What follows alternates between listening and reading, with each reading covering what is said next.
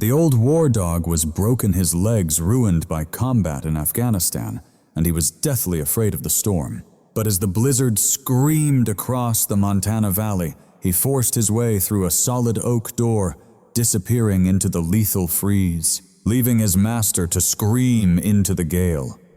When he finally returned, he was dragging his frozen body through the snow. In his mouth, he carried a tiny purple body, a newborn puppy as cold as a stone. The Marines insisted it was too late. The storm had seemingly claimed them both, but the old dog settled down and attempted the impossible. He chose to offer the last embers of his life to spark a new flame. What follows will shatter your heart, only to piece it back together stronger. Before we start, tell me where you are watching from. Please drop your country in the comments just below. And if you're someone who believes miracles are born from our refusal to abandon one another, please hit that subscribe button, as this story could be the most beautiful one you hear all year. The wind didn't just blow through the valley. It was a shriek. It was a high, soulless wail that clawed at the farmhouse shingles and violently shook the heavy oak window frames. It was late November in Montana, where winter is not simply a season, but a brutal siege. For 3 days, the radio weathermen had called it a bomb cyclone, warning of pressure drops so extreme they mirrored a hurricane. For the residents of the valley, it was simply called the White Death. The temperature had already plummeted to 25 degrees below zero, and days ago the sun was swallowed by a sky like bruised iron. Within the isolated cabin nestled at the foot of the Beartooth Mountains, the air hung heavy with the smell of pine and old wool. Captain Silas, Vance United States Marine Corps retired, stood his ground by the north-facing window. He placed a calloused hand to the glass, feeling the lethal cold seep through the pane. Silas was 58 years old, although his reflection often suggested he was much older. He was a man chiseled from the same granite as the mountains themselves. His face was a map of deep lines etched by weather and by sorrow. His hair a stark steel gray, maintained in a short military crop from habit, and his eyes were the color of flint, hard watchful. Yet now they were clouded by worry. He was bundled in a heavy flannel shirt over thermal layers, each movement measured and careful, favoring a left knee that had been reconstructed more times than he could stand to count. As he turned from the window, the old floorboards cried out under the weight of his boots. "This is going to be a long night, old friend," he whispered into the quiet. From the shadows beneath the massive timber table in the heart of the kitchen, a pair of amber eyes blinked open. Gunner's tail thumped once, a lonely hollow sound against the worn rug. Gunner was a German shepherd, still formidable in his size, even in his final years. At 12 years old, his muzzle was brushed with the stark white of age, a sharp contrast to the deep sable and tan of his dense coat. He was a decorated military working dog, a true legend in his unit, credited with saving 16 lives across 2 tours in Afghanistan. But the creature beneath the table was no longer the powerful missile of muscle he'd once been. His hips had been ravaged by arthritis, transforming every shift from lying to standing into a profound battle of will. Silas moved toward the wood stove and tossed another log onto the embers. The flames surged, casting flickering, ghostly shadows across the cabin walls. He poured a little water into a bowl and dropped in a glucosamine tablet, stirring it until it vanished. "Here you go," Silas said gently, placing the bowl near Gunner's nose. "Drink this. It's for the joints." Gunner lapped at the water, his movements slow and tired. Every few moments, a violent gust of wind would slam against the cabin, shaking its very foundation, a sound that was terrifyingly close to the deep thud of distant mortar fire. With each blast, Gunner flinched, the great dog pressing himself impossibly flatter against the floor, his ears pinned back against his skull, a low whine vibrating deep in his chest. It was the trauma. The war had followed them both back home. But while Silas buried his ghosts in silent work, Gunner relived his terror in his very bones. For the dog, the booming wind wasn't merely weather. It was a horrifying echo pulling him back to the chaotic valleys of the Helmand province. Silas lowered himself to the floor beside his dog, grimacing against the protest of his own damaged knee. He ran a calloused hand along Gunnar's spine, his touch a surprising comfort. "I know," Silas whispered, his fingers gently working the stiff muscles in the dog's flanks. "I hear them. Too, pal. But we're safe now. We're in Montana. There are no mortars here, only snow."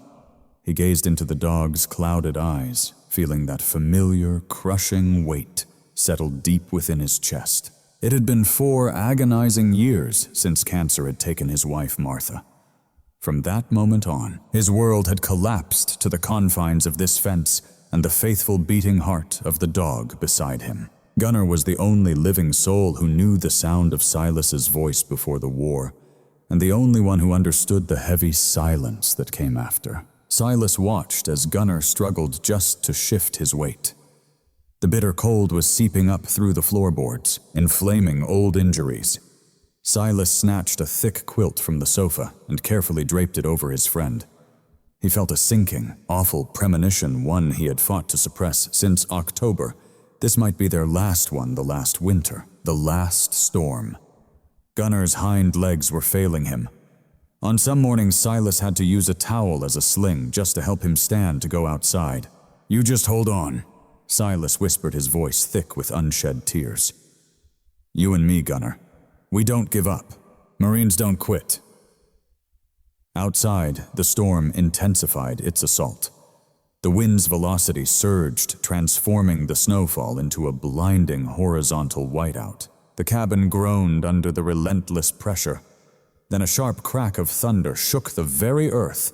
Thunder and snow, a rare and violent phenomenon deep within a blizzard. To Gunnar, it was the sound of an IED.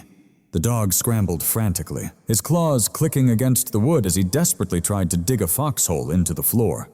He let out a sharp, terrified cry, burying his head underneath Silas's arm. "Easy now, easy."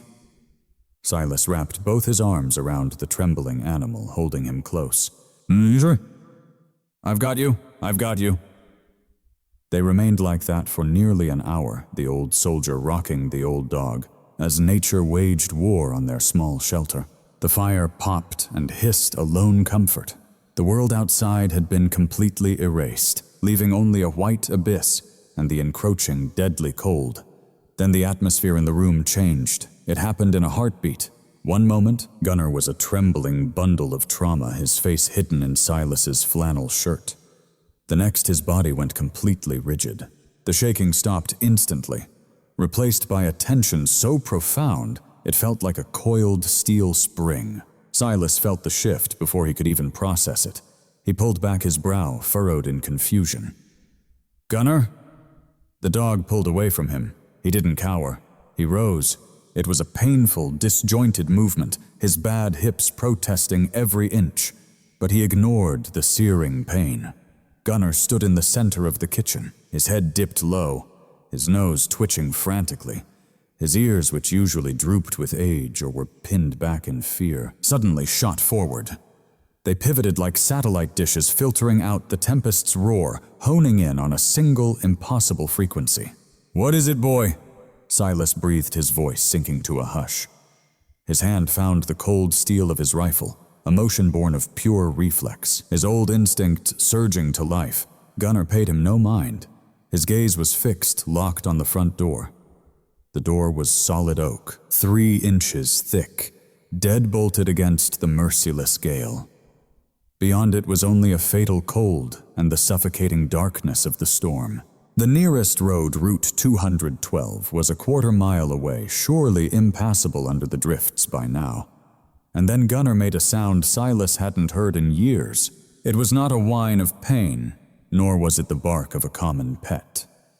It was a deep, guttural vibration that resonated in his chest, a primal warning. It was the sound he used to make on patrol when something was terribly wrong on the wire. The hair along Gunnar's spine rose in a stiff, menacing ridge. His tail, normally tucked in surrender during storms, now hung low and deathly still. "There's nothing out there, boy," Silas said, even as he rose and moved cautiously toward the window. He cupped his hands against the frosted glass, peering into the swirling white void. just the wind." But Gunnar was no longer listening to the wind. His senses, sharpened by years of hunting both men and hidden explosives, had captured a sound buried deep within the screaming blizzard. It was faint, intermittent, and completely alien to the natural rhythm of the storm. To a human, the blizzard was a wall of white noise.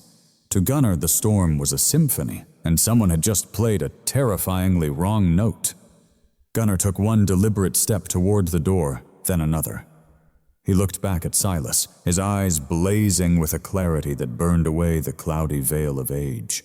He barked once, a sharp, commanding report. "Open it."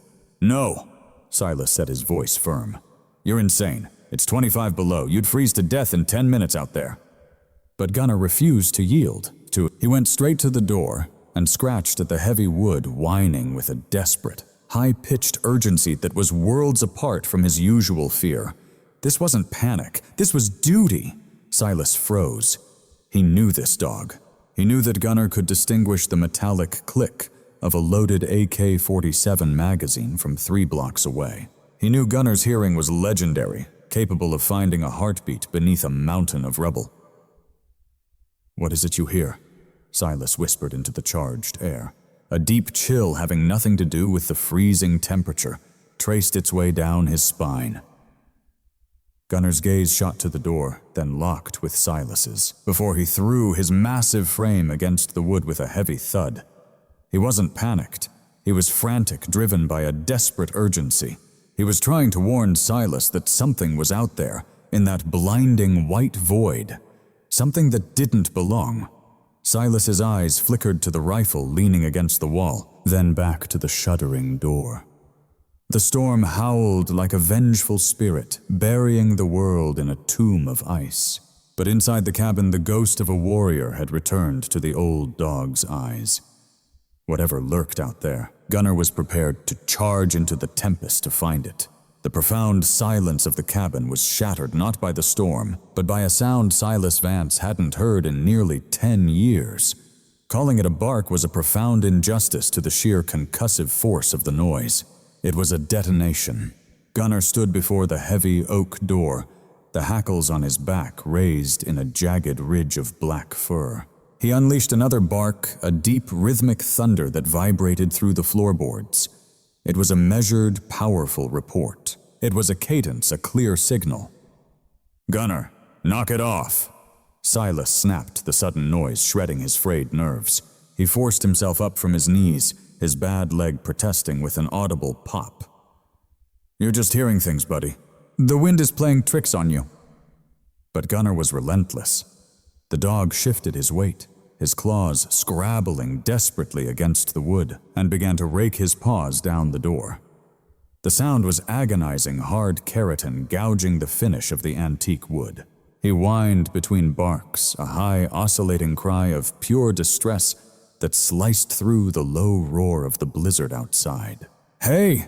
Silas moved with startling speed, crossing the small kitchen in 2 long strides. He reached out to seize Gunnar's collar. "Secure, that is enough." The command was razor sharp, infused with the iron authority of a Marine Corps handler. In the past, that tone would have frozen Gunnar where he stood a statue of compliance. It would have snapped his jaws shut and dropped his belly to the dirt instantly. For 10 years, through the dust of Kandahar and the stillness of Montana, Gunnar had been a machine built for obedience. He was a creature wired to wait for the word. But tonight that wire had been severed. Gunnar wrenched his head around, the whites of his eyes flashing in a wild frenzy. He wouldn't snap. Never would he turn on the one who cared for him. But he drove his powerful shoulder hard into Silas's shin, a clear physical rejection. Wheeling back to the door, he threw his entire weight against it, the impact shuddering through the quiet room. Silas staggered backward, utterly stunned. The defiance struck Silas more deeply than the shove itself. It felt like a profound betrayal, or perhaps something worse, a sign of a mind finally fracturing from a lifetime of age and trauma. "Gunnar, please look at me." Silas begged, his tone shifting from authority to raw desperation as he knelt down, oblivious to the icy draft snaking beneath the door. "Just look at me. There's nothing out there for you. It's a complete whiteout. If you go out in that, you'll die. Do you hear me? You will die." For a moment, Gunnar stilled. He slowly turned his enormous head to face Silas. His amber eyes were no longer hazy or far away. They blazed with a clear, almost frightening intelligence. He held Silas's gaze, then glanced deliberately at the doorknob and then back to Silas. A sharp, urgent bark escaped him, a clear command. "Open it." A cold dread entirely separate from the draft washed over Silas. "You're truly serious," he breathed. He rose to his feet and moved toward the window beside the door. He had to make the dog understand. He needed to show him that the world beyond their walls had utterly vanished. Silas cleared the fog from the pane and stared into the storm. There was no world left. The porch, the fence, the entire tree line all gone. All that remained was a churning, violent abyss of gray. The porch light was just a faint, drowning halo of yellow, struggling to pierce even 3 feet into the storm before the snow consumed it. And the snow wasn't simply falling. It was a horizontal blast like millions of tiny, sharp needles. "See?" Silas said, motioning toward the nothingness. "That's a kill zone out there. Gunnar. 0 visibility and it's -25. If I open that door, our warmth is gone and the cold will claim us both." He turned away from the window, hoping to find the dog had calmed. But Gunnar's desperation was only mounting. He had forced his nose into the thin gap between the door and its frame, sniffing frantically, trying to pry it open with sheer will. The raw panic in his struggle was almost too much to bear. This was a loyal friend battling his own weary body, compelled by a silent call only he could perceive. "No," Silas said, his voice firm, but filled with sorrow. He moved in his hands, closing firmly around the thick leather collar.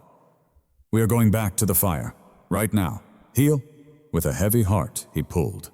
Gunnar dug in his paws, anchoring him. It was a raw contest of physics. Silas, a man approaching 60 with a shattered knee against a 100-pound German shepherd who had willed his own frailties away. Gunnar's claws raked into the rug, twisting the fibers into a knot. A low groan rumbled from the dog's chest, a sound of pure agony as the force contorted his arthritic hips, yet he refused to surrender a single inch. "Gunnar, please." Silas clenched his jaw, leveraging all his weight back. "You're tearing yourself apart, old friend. Stop this." But Gunnar no longer heard the man. His entire being was attuned to the wind, to that phantom sound from before, that one dissonant note in the storm's symphony. It must have returned, or maybe a scent had pierced the blizzard's veil. Whatever the cause, it ignited a reserve of primal power deep within the old war dog. With a sudden violent wrench, Gunnar surged forward, not at Silas. He lunged for the door. The explosive movement tore the leather collar straight from Silas's grasp, searing his palms with friction. Silas reeled, his balance gone, stumbling back and colliding with the entryway table, which sent a ceramic bowl crashing to the floor in a spray of shards. "Gunnar, no!" Silas bellowed, but Gunnar was deaf to him. The dog rose up on his hind legs, his paws hammering against the door's iron latch. It was an ancient latch worn slick and smooth by decades of hands, and the door had shuddered in its frame for hours, assaulted by 60-mile-per-hour gusts. Gunnar threw his entire body against the wood. Once, twice. On the third impact, the union of the dog's mass and a sudden violent gust from the outside became too much to bear. The old latch gave way. The door didn't just swing open, it exploded into the room. The wind slammed the heavy oak panel back against the wall, with a concussion that shook the cabin to its very foundations. In a heartbeat, the room's fragile warmth was utterly extinguished. The storm invaded like a predatory thing, a vortex of ice shards and howling air that instantly blinded Silas. Papers were ripped from the table. The fire in the stove roared in protest, then hissed as the invading snow met hot iron. "Gunnar!" Silas cried out, his arm thrown across his face. Through the chaos, he saw a blur of black and tan hurl itself into the gray abyss. There was no hesitation, not a single backward glance. Gunnar launched himself from the threshold straight into the heart of the maelstrom, vanishing into a wall of white before his hind paws even found the ground. My God, no. Not like this.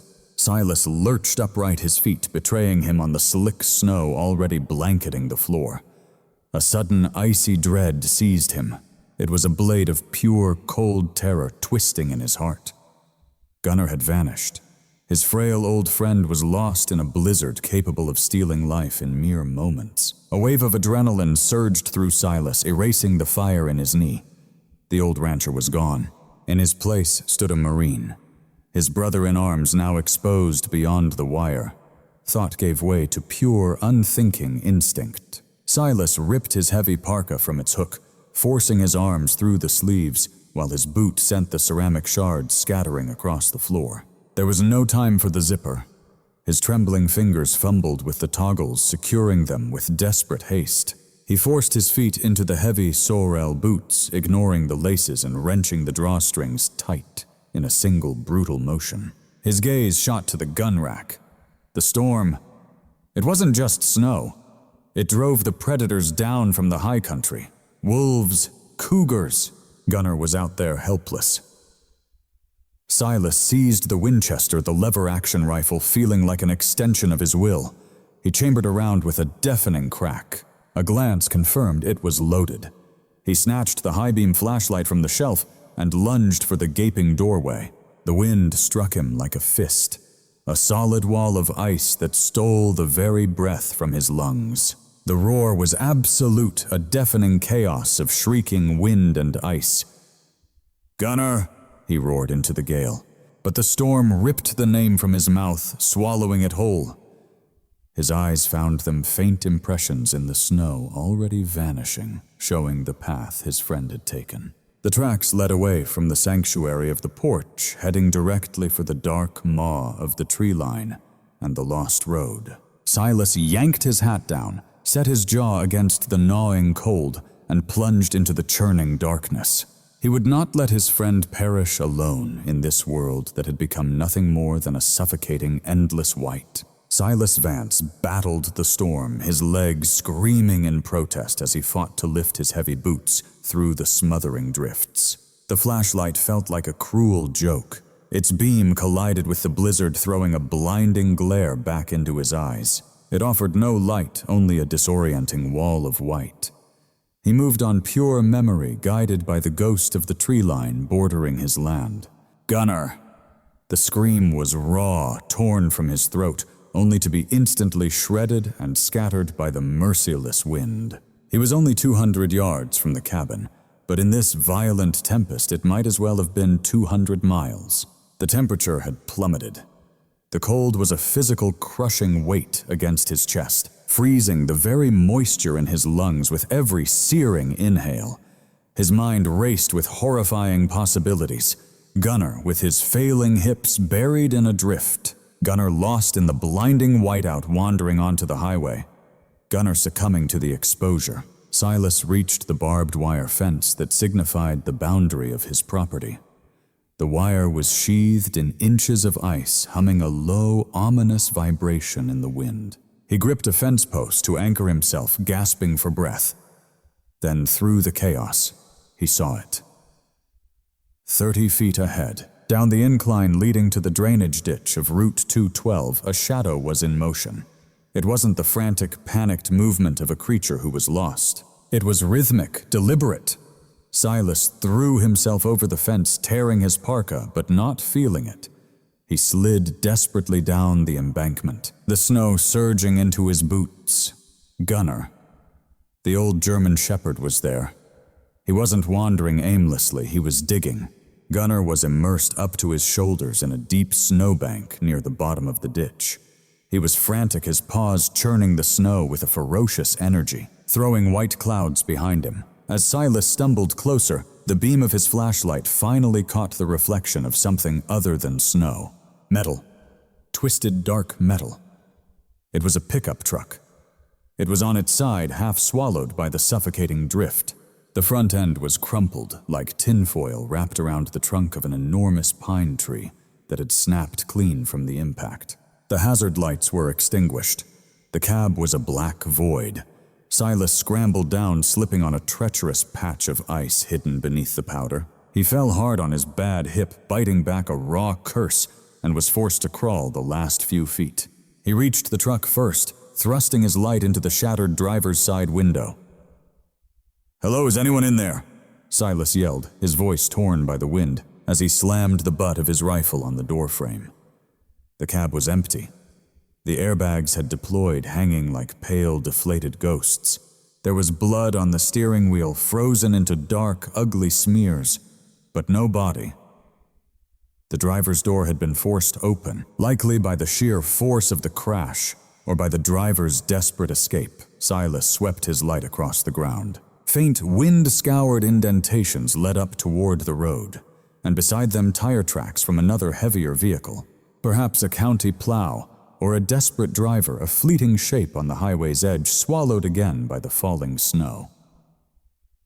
"They're gone, Gunner," Silas cried out against the gale, his hand tight on the dog's harness. "Someone must have gotten them. We have to move now." But Gunner's attention wasn't on the cab. He was clawing frantically at the truck's bed, where a fiberglass camper shell had been obliterated by the impact. The bed's contents were scattered in the snow tool-soaked cardboard, a tragic mess of debris. Gunner completely ignored Silas's desperate pull. The dog plunged into a jagged mound of fiberglass and snow, his teeth seizing onto something hidden. He pulled hard, his back leg scrabbling on the ice, his growl a low, unwavering vow. Silas aimed his flashlight at the object. It was a plastic travel kennel, the type used for shipping animals on planes. The top half was gone, sheared clean off by the sheer force of the wreck, leaving just the bottom tray and a jagged plastic edge. "Leave it, Gunner! It's just junk!" Silas yelled, yanking on the dog's collar again. "We're going to freeze to death out here." Gunner snapped his head around the broken kennel, still locked in his jaws. He refused to let go. He stared at Silas, his eyes pleading, desperate, and blazing with that unsettling intelligence. He dropped the plastic rim and shoved his snout deep into the snow that now filled the carrier's base. He pulled back with something in his mouth. Silas went rigid. The wind shrieked. The trees groaned in protest. But for one impossibly long second, Silas's heart stopped beating. It wasn't prey. It wasn't a piece of cloth. Hanging from Gunner's mouth was a puppy. It was so small, unbelievably small. A tiny scrap of black and tan fur no bigger than a stick of butter. Its little legs dangled limp and useless. Its tail was completely still. It looked like a soggy, frozen stuffed animal left behind in the mud. "Oh my God," Silas breathed, the awful truth hitting him like a physical shock. The truck? It must have been a breeder's transport, or just a family moving with their pets. In the chaos of the storm, the rescue crew, whoever picked up the driver, had focused only on the human. They never checked the back. Or perhaps the crate was thrown clear into the deep drifts, completely invisible, until Gunner's nose uncovered its tragic secret. "Gunner, give him to me," Silas urged, reaching out with his gloved hands. "I'll carry him." Gunner drew back. He let out a soft, mournful rumble, carefully adjusting his gentle grip, ensuring the fragile scruff of the neck was secure in his gentle mouth and pivoted toward the slope. He would not give this up. This was his discovery, his sacred duty. "Okay," Silas rasped, his voice shattering. "Okay, we have to move. Move!" The ascent up the embankment was a waking nightmare. The snow was a suffocating sea, waist-deep in places. Silas went first, turning his own body into a plow to tear a path through the white oblivion. He fell twice, the lungs igniting with a pain like inhaling fire. And every time he looked over his shoulder, Gunner was there. The old dog was breaking. Silas could see it in the profound sag of Gunner's hips, the violent tremble in his back legs with each step. The arthritis that made crossing a simple kitchen floor an ordeal was now a roaring torment with every lunge through the crushing snow. Icy spheres had formed between Gunner's toes, and Silas's heart fractured at the sight of dark blossoms in the snow where the ice had sliced the dog's pads. But Gunnar did not stop. He carried his head high, keeping the tiny, limp bundle in his mouth well clear of the deepening drifts. He was a machine powered by pure, unyielding will. He was a soldier carrying a wounded brother from the field, refusing to leave a soul behind. "Almost there, my friend! Almost there!" Silas cried out, though his own toes had gone numb long ago. They finally made it to the fence line. Silas ripped the wires apart with his bare hands, feeling a barb tear his own flesh, creating a gap just wide enough for Gunnar to slip through without snagging the puppy. Gunnar stumbled as he made it across, his back legs giving out for one heart-stopping moment. He fell to his chest, burying the puppy in the snow for an eternity. Silas lunged to grab, but Gunnar was already fighting his way back up. He shook the snow from his muzzle, carefully readjusted his charge, and limped on. He would not allow Silas to take this burden. The cabin materialized from the gloom like a dark headstone. The door was still swinging open, crashing against the wall as the interior slowly filled with a mountain of snow. Silas reached the porch first. He grabbed the door, wrestling it against the furious wind. "In! Just get in!" Gunnar dragged his exhausted body up the stairs. His claws scraped uselessly on the ice-sheathed wood until Silas seized his harness and hauled him over the threshold into the darkness. Silas slammed the door shut and threw the deadbolt, his back collapsing against the wood as he gasped for every breath. The silence in the room was sudden, almost violent. The temperature inside had dropped 30 degrees, but it was a warm paradise compared to the frozen hell outside. His world swam around him as Silas slumped against the door, his back scraping the wood as he slid to the floorboards. He tore off his gloves with a desperate tug. Gunnar permitted himself no rest, not even a shake to dislodge the snow from his heavy coat. He just moved his gait, a painful, determined limp, his left hind leg dragging uselessly as he headed straight for the hearth. The fire was nothing but embers, yet the cast-iron stove bled a gentle warmth into the air. With a tenderness that seemed impossible for a beast of his size and utter exhaustion, Gunnar lowered his massive head. His jaws parted with immense care, and he deposited his precious cargo onto the sheepskin rug before the stove. Silas crawled toward him, his knees cracking in the silence. He gazed down at the delivery. It was a German shepherd pup, no more than a few days old, its eyes still sealed against the world. Its fragile fur was matted with ice and mud. It lay perfectly still on its side, its limbs rigid, its mouth slightly agape. Its color was a deep, haunting purple, the very shade of a deep bruise. There was no sign of life, no rise and fall of its tiny ribs. Silas reached out a hand, which trembled violently from a fusion of freezing cold and raw adrenaline. His fingertips brushed its flank. It felt like a stone pulled from a winter riverbed, cold, solid, and devoid of life. "It's gone, Gunnar." Silas whispered the words, tasting of ash. "We were just too late." Gunnar looked at Silas. Then his gaze fell back to the puppy. A low, mournful whine escaped him as he nudged the still body with his nose. The pup rolled stiffly onto its back paws, pointing toward the ceiling. Gunnar nudged it again, harder this time. "Gunnar, stop," Silas pleaded, his eyes stinging with sudden tears. "It's over." But Gunnar would not stop. The old dog finally collapsed onto the rug, his legs giving way beneath him. He lay protectively close to the puppy, his labored breathing filling the small room. He looked at Silas one last time, an expression of pure, unyielding denial burning in his amber eyes before he laid his massive head down beside the frozen creature. A profound silence descended upon the cabin, broken only by the soft crackling of spruce in the iron stove and the relentless, muffled scream of the wind outside. To Silas Vance, the silence inside was heavier, more suffocating than any storm. It was the absolute silence of a tomb. He remained kneeling on the braided rug, his large, calloused hands working with a desperation that defied his own grim certainty. He had carefully moved the small, frozen body onto a dry towel. The puppy remained terrifyingly, unnaturally still. Its body was rigid, the tiny limbs locked in the posture of death. It felt less like a creature of flesh and bone, and more like a stone drawn from a frozen river, still cold and completely devoid of life. "Don't you dare!" Silas rasped, his voice a raw whisper. "You're not giving up on me. You didn't make it through that wreck just to die on my kitchen floor." Silas pressed his thumbs with gentle, firm purpose against the puppy's tiny chest. 1, 2, 3. He leaned in close, his mouth covering the fragile muzzle, and breathed a shallow puff of life into its lungs. The metallic taste of ice and old blood filled his mouth. He began the rhythm again. Compressions, then breath, followed by a vigorous rubbing of the puppy's flank with a coarse towel, trying desperately to spark some heat. Gunnar watched.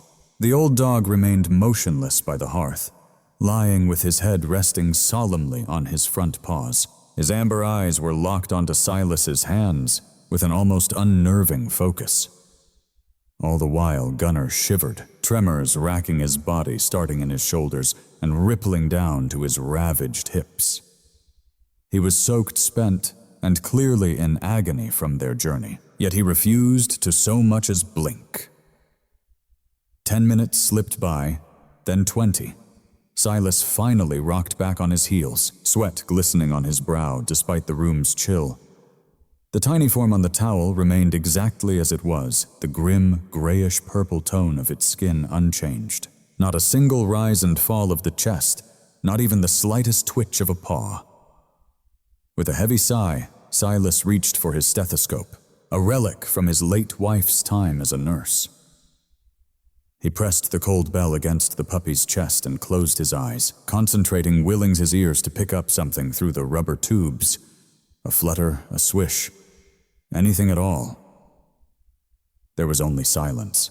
An absolute hollow void. Silas pulled the earpieces out, letting them drop to the floor with a clatter that sounded like a final judgment. His gaze fell upon the small, broken creature, and the full weight of the night suddenly crushed him. The adrenaline that had propelled him into the storm vanished, leaving him feeling ancient, weary, and utterly defeated. "It's no good, Gunnar," Silas whispered, his voice heavy with loss. He reached over to stroke the old dog's head. "He's gone. The cold. He was just out there for too long." Silas began to wrap the small body in the towel, planning to take it to the enclosed porch until the ground softened enough for a proper burial. But a low, rumbling growl froze his hand in mid-motion. Silas went rigid, his eyes snapping to Gunnar. The dog wasn't growling at him, not directly. It was a sound of pure defiance, a profound refusal to accept this outcome. "Gunnar, that's enough," Silas pleaded, his voice cracking under the strain. "Why?" "It's too late." But Gunnar wasn't listening. With a deep groan of effort that made Silas wince, the great dog heaved his massive body to its feet. He moved between Silas and the puppy, using his shoulder to gently but decisively press his master back. "What are you trying to do?" Silas whispered, his voice catching. Gunnar merely looked down at the lifeless form. He didn't sniff it this time. There was no whine. He laid himself down again, but not in his familiar, sprawling comfort. He coiled his immense 100-pound frame into a protective crescent, creating a living wall of muscle and fur against the encroaching cold. With his nose, he began to nudge the puppy, pushing the tiny, rigid body directly into the hollow of his own belly, settling it into the deep curve of his abdomen, where his fur was sparsest and the radiating heat from his core was at its most powerful. He tucked the puppy beneath his chin, sealing it within a cocoon of profound warmth. Silas watched, completely mesmerized. "You're just wasting your strength, old friend." Gunnar paid him no mind. He began to lick.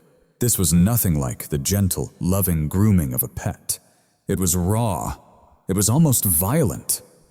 Gunnar's tongue, as broad and abrasive as sandpaper, worked feverishly over the puppy's still chest and face.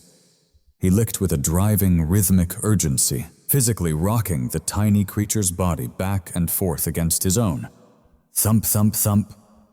A grim cadence marked by the sound of the pup's body tapping the floor. Gunnar was forcing stimulation fighting to make the circulation move, to command the blood to flow. It was an instinct far older than the house, more ancient than the breed, perhaps even older than humankind. It was the wolf, sensing a pack member fading desperately, using friction to reignite a dying fire. And in that moment, Silas understood. Gunnar wasn't just warming the pup. He was trying to jumpstart its heart. Gunnar shifted his weight, pressing his deep-barreled chest firmly against the puppy's small back. Silas could see the heavy, rhythmic thud of Gunnar's own powerful heart beating against the cage of his ribs. The old warrior was trying to synchronize their rhythms. He was lending his own life beat to the silent void in the puppy's chest. "Beat for me, beat like this." Silas grabbed the quilt from the sofa and draped it over both of them, fashioning a tent to trap every bit of heat. He added more logs to the fire, building it into a defiant roar that challenged the blizzard raging outside. And then the vigil began. Silas collapsed into his armchair, a mug of coffee growing cold and forgotten in his hand as the clock on the mantel ticked away the seconds. A steady, rhythmic contrast to the raging storm. 11 p.m., then midnight, then 1 in the morning. Beneath the quilt, the movement was endless. For hours, Gunnar refused to sleep. The constant rhythmic lapping of his tongue went on, faltering at times, as exhaustion threatened to take over, only to resume with a surge of fresh resolve. Silas's eyes were fixed on the trembling shape beneath the blanket. He tried to rationalize it with physics, a simple transfer of energy. Thermodynamics, but this felt like something sacred, something more profound. His gaze fell upon Gunnar's exposed side, tracing the scars left by shrapnel in Kandahar, the silver threads of his advanced age. Gunnar was a life force, almost completely spent. He was operating on sheer will, his body failing as time running out. And still here he was, giving every final drop of his fading vitality to this little stranger. It was a true offering. A knot formed in Silas's throat. Gunnar was trading pieces of his own existence to buy moments for this tiny bit of fur. "You stubborn old fool," Silas whispered, brushing a tear from his face. "You never learned how to back down." 2 in the morning arrived, and then passed. The howl of the wind outside softened a sign the storm's fury had passed, but the chill inside the room had become piercing. By 3:30 in the morning, the steady licking ceased. Silas jolted upright, his heart pounding in his chest. It stopped. It's finally over. Gunnar had finally surrendered. The silence from beneath the quilt was deafening, terrifying. And then, a noise. Barely audible. So very faint. Silas almost dismissed it as the wood shifting in the stove. A minuscule, high-pitched cry like a rusted hinge groaning just a hair. A tiny peep. Silas held his breath. Gunnar's head rose slowly. He nudged the blanket with his nose, then turned to look at Silas. His eyes weighed down with fatigue, yet glowing with a tired, victorious pride. Silas sank to his knees and carefully raised a corner of the quilt. The little pup was no longer a deathly purple. The skin of its tiny belly was now a warm, healthy, vibrant pink. Its fur, once matted and cold, was now dry and fluffy from Gunnar's warmth. And right in the middle of its minuscule chest there was motion, a rise, a fall, eyes, a rise and a fall. It was faint. It was unsteady, but it was unmistakably breath. As Silas stared, the puppy's small mouth parted. A tiny pink tongue appeared, searching aimlessly for life. It made another sound, a stronger, more insistent cry of hunger. Its little legs, which had been stiff and lifeless, now twitched and feebly kicked against Gunnar's warm coat. "Oh my God," Silas whispered in disbelief, as the very air seemed to leave his body. "You did it." He reached out his hand, trembling as he touched the puppy. It was radiating heat, a feverish warmth from a life returning from the brink. The icy chill was gone. But Gunnar didn't rise. He couldn't. He was utterly spent. He simply lowered his chin again, draping it over the puppy's neck, a living shield. A long, shuddering sigh escaped him, the sound of an immense burden finally being released. His tail gave a single, weak thump against the wooden floor. Silas stared at the two of them, the colossal scarred war dog and the tiny miraculous survivor. He then realized he was weeping silent tears cutting pathways through the stubble on his weary cheeks. He had been certain that death had come knocking at his cabin tonight. He had steeled himself for it. He had even opened the door to welcome it. But Gunnar had stood in that doorway, and with a single growl had turned death away. Silas reached out, resting his hand on Gunnar's broad shoulder, feeling the slow, powerful beat of the heart that had just saved 2 lives. The puppy's, and perhaps in a more profound way, Silas's own. "Okay, Marine." Silas whispered, his voice thick with an almost sacred respect. "Mission accomplished. Stand down." The seasons in Montana never gently eased into one another. They violently collided. Winter's brutal white grasp was eventually shattered by the sun's relentless hammer, turning the valley into a maelstrom of mud-green chutes and furious meltwater. Then came the suffocating dust and the searing heat of high summer, baking the earth solid. And through this relentless cycle, the miracle within Silas Vance's cabin not only endured, it began to thrive. The tiny frozen wisp of life that had nearly been extinguished on the hearthrug had grown into a force of nature. Silas named him Ranger. It was a soldier's name, a fitting title for the dog born from a tempest and raised by a warrior. 1 full year had passed since that fateful night. Ranger was now 12 months old, a magnificent specimen of the German Shepherd breed. He was 75 pounds of coiled spring and kinetic fury.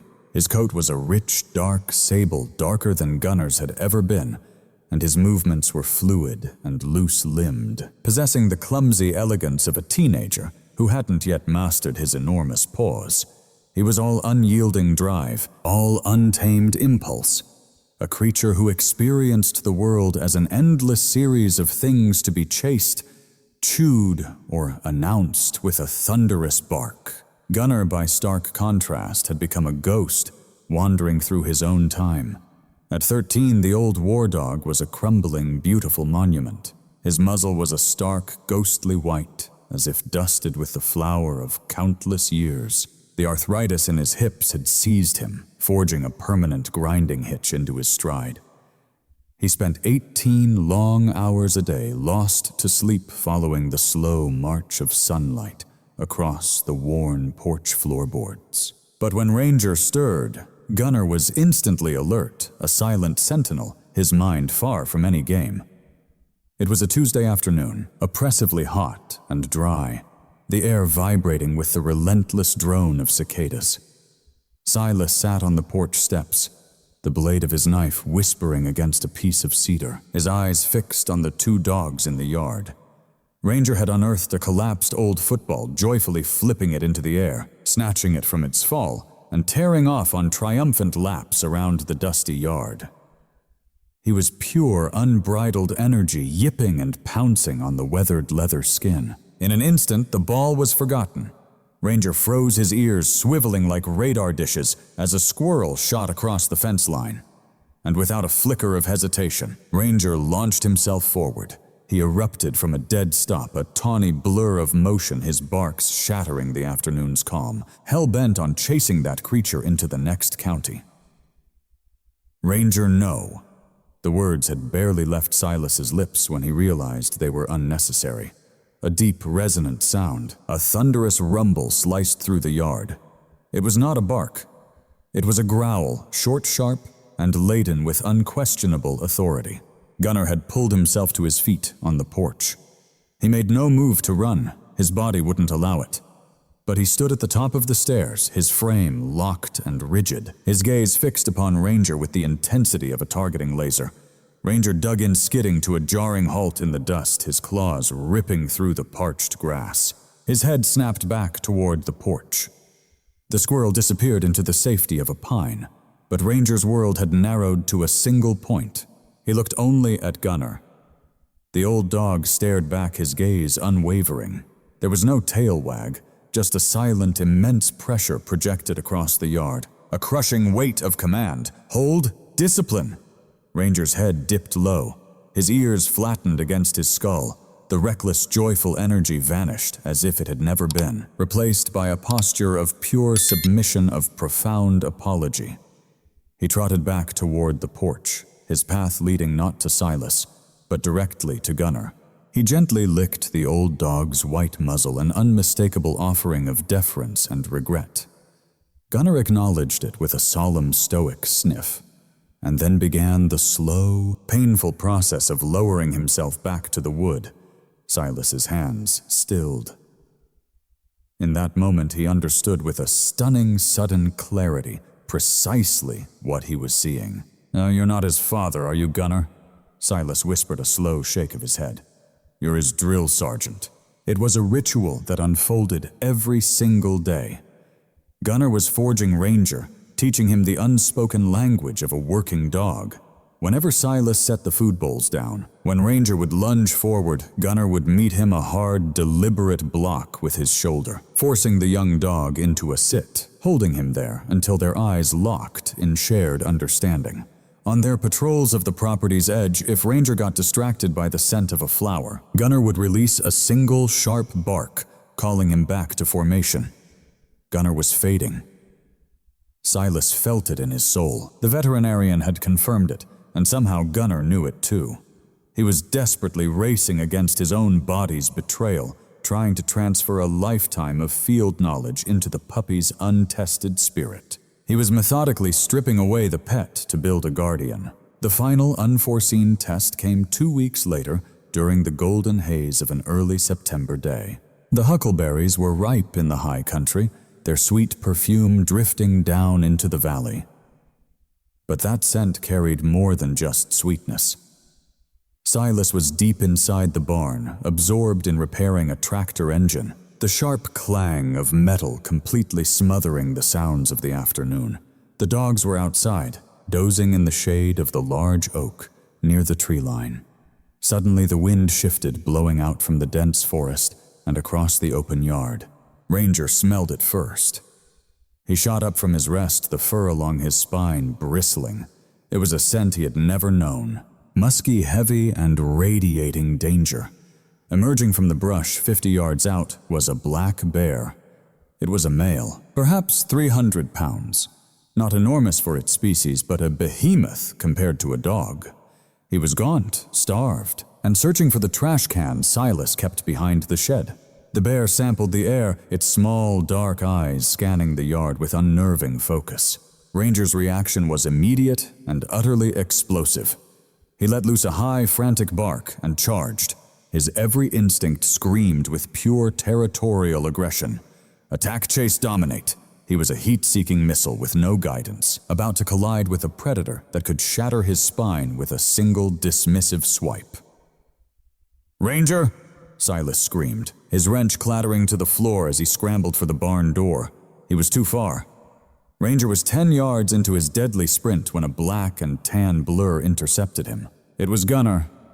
The old dog had moved with a swiftness that should have been impossible for his weary body. He did not engage the bear. He engaged Ranger. Gunnar slammed his shoulder hard into Ranger's chest, hitting him with enough controlled force to knock the younger dog completely off his feet. Ranger scrambled up, bewildered, yelping a sharp cry of protest. He tried to maneuver around Gunnar to get a line to the bear, but Gunnar met him with a horrifying, demonic snarl that bared his worn teeth and snapped his jaws mere inches from Ranger's face. The message was clear: do not engage.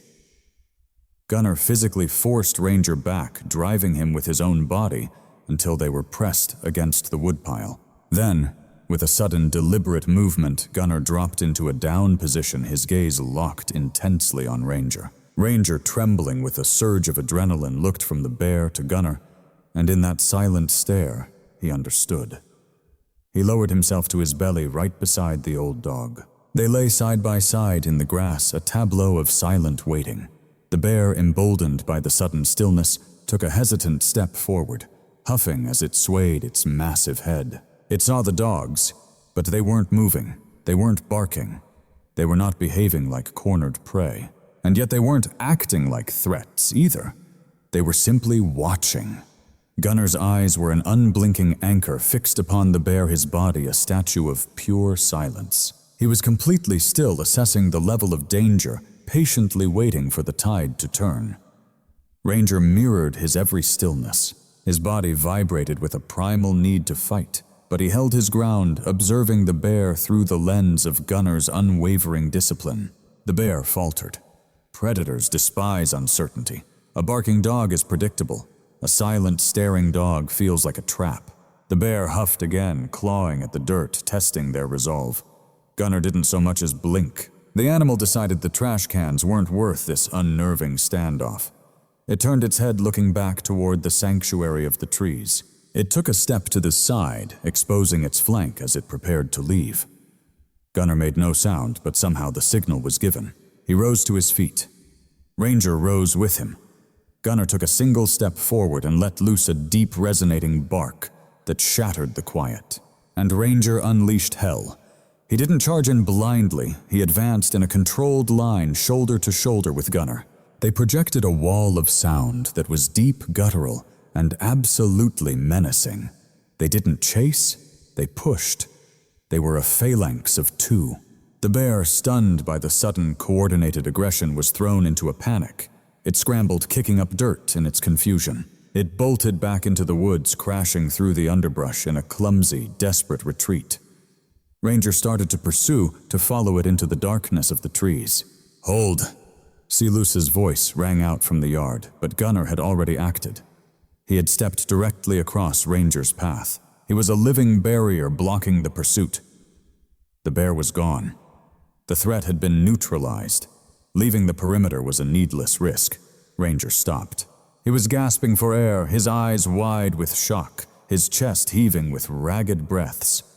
He stared at the woods. Then his gaze found Gunner. Gunner slowly licked his chops, shifting his weight to favor his aching hip, his wise old eyes fixed on Ranger. He pressed his nose to the young dog's shoulder in silent approval. Good. Silas finally reached them, his heart pounding in his throat. He saw the story written in the dust where Ranger had tried to charge, and where Gunner had intercepted him. He looked at his old friend. Gunner was trembling now, the rush of adrenaline fading away, leaving a fire in his joints, but his head remained held high. "You showed him how to set an ambush," Silas whispered, crouching to run his hands over Ranger's neck, searching for any injury. "You taught him patience." Ranger wasn't jumping on Silas. He was standing perfectly still, watching the tree line, his ears pivoting with every sound. He was no longer a simple dog guarding a yard. He was a sentinel standing his post. Gunner turned, beginning the long, painful limp back towards the porch. His work was done. The recruit had passed his final test. October descended upon the valley with the quiet finality of a closing door. The aspen trees, which had burned a brilliant, trembling gold just a week before, were now being stripped down to their skeletal gray branches. The wind had found its bite again, gnawing at exposed skin and carrying the dry, dusty scent of a winter that was drawing near. Silas Vance stood on his porch, a mug of black coffee steaming in his grip, watching a column of dust rise from the gravel road that snaked its way to his home. Visitors were a rarity. Government vehicles were even rarer. The black SUV crunched its way up the driveway, its suspension groaning over the ruts. Before the engine even cut, Gunner lifted his head from his place on the porch. The old dog didn't bark. He drew a deep breath, his ears swiveling forward, and let out a low, familiar chuff of welcome. He knew the cadence of that engine.